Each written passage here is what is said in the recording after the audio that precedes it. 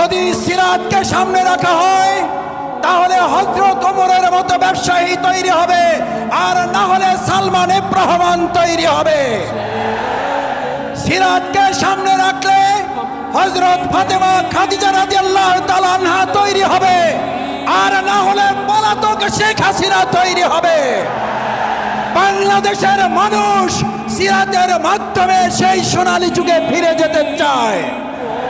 সম্মানিত ভাই এবং বন্ধুগণ, সিরাতের মাধ্যমে শিক্ষা ব্যবস্থা তৈরি করলে আজকে তৈরি হবে হযরত ওমর, খাব্বাব, হামজা, তিতুমীরের মতো অনুসারী, আর না হলে তৈরি হবে হেলমেট এবং হাতুড়ি লীগের বাহিনী।